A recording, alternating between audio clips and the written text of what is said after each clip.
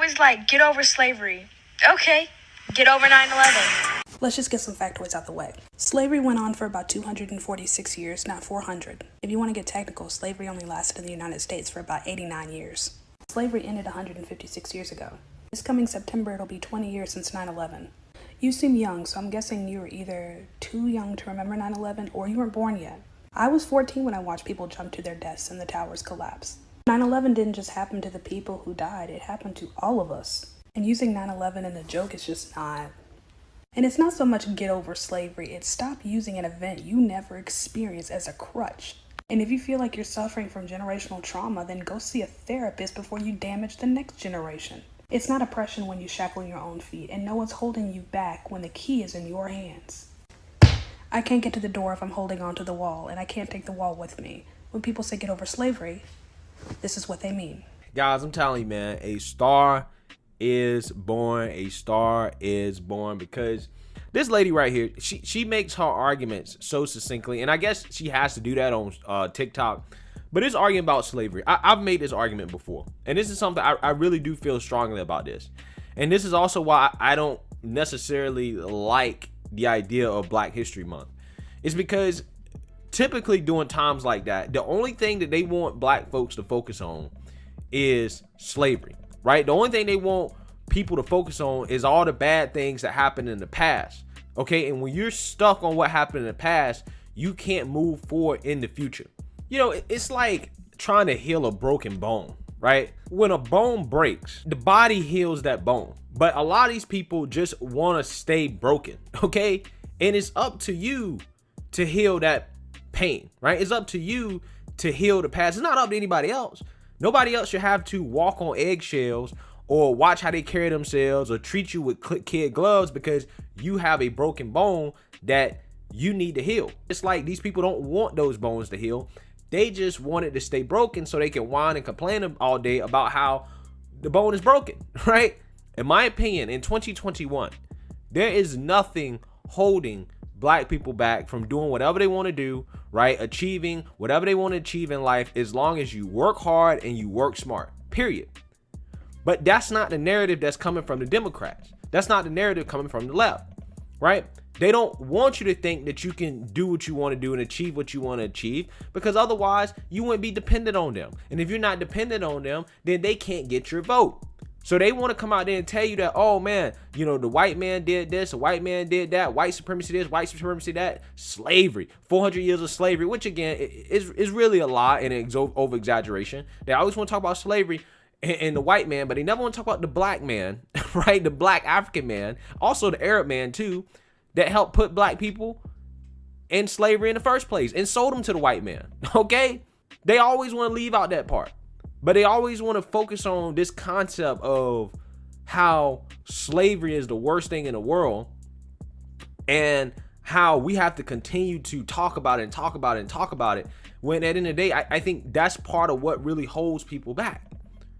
Focus on negative things will hold you back. Okay? And then people want to get mad when somebody say, well, you should get over it. Well, that's good advice. You should get over it. You should. Because one, you didn't experience it.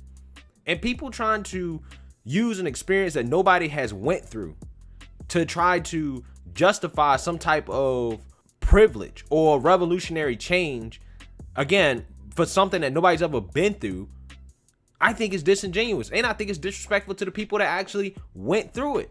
Okay? I 100% agree with her argument here. And that's the type of stuff that, again, I've said in the past when I've talked about Black History Month.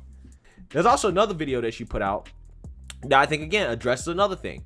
When conservative commentators, specifically Black conservative commentators, you know, talk about these things, they want to say, well, you're just saying stuff that white people agree with. It's no secret that the world we're living in today is drastically different than it was even a few years ago. Now, more than... I see this comment all the time. It's so dumb. So you're trying to invalidate the opinions of those in the comment section based on the color of their skin, and then trying to make me feel guilty for speaking in the first place. Because that's all that means. So dumb. What you're implying is that I, as a Black person, am supposed to think and speak a certain way, and only a certain way. And yeah, that just doesn't fly for me. I do what I want. I say what I want, when I want. I don't do blind loyalty. I honor God and my mama, and I pledge allegiance to the flag. If you didn't birth me, die for me, and if your name's not Uncle Sam, I don't owe you a damn thing. If you're uncomfortable or feel a certain way, then say that so we can talk about it. You don't have to resort to racism as a defense mechanism. Progress starts with conversations. Stuff like this is what causes division. Anytime a black person goes against the grain, somebody comes up with this cliche of a comment. Try to engage in the conversation instead of projecting your prejudice. If you have nothing intellectual to add to the conversation, then just scroll. Again, she's on point. Once again, on point 100%. I'm telling you, she needs her own YouTube channel. If I come up here, if I say something, right, if white people happen to agree with it, then they just happen to agree with it. But that's just how I feel. That's how I feel, right? And at the end of the day, if a certain group of people agree with it and you don't, again, you should engage with the argument on an intellectual level, not necessarily where you're just saying stuff that white people want to agree with. Okay, if I'm wrong, tell me why I'm wrong outside of, well, white people agree with it. Tell me why what I'm saying at my core is wrong. Tell me why. Okay, because anything else having to do with trying to appeal to a certain race of people, that's intellectually lazy. Okay, it just is. For example, there's a lot of black men specifically that say the same things I say that have a large black audience that happens to agree with them. Okay, the same talking points that I use. Okay, and one of whom is Tommy Sotomayor, and I've been listening to him lately because he's beefing with Kevin Samuels. It's like the great Negro Civil War going on right now in that space. But you know, somebody like him, his audience is largely black men, right, and some black women, and he uses conservative talking points. Conservative talking points. His audience is not a bunch of white folks, right? And I would imagine that a lot of black folks that are listening to him probably agree with what he's saying. Probably agree exactly with what he's saying. And again, so that automatically disproves the idea that, well, if you use certain talking points that only white people agree with it. That's not true. You have a lot of people who use conservative talking points. They're specifically directing their talking points towards the black community, and tons of people agree with them.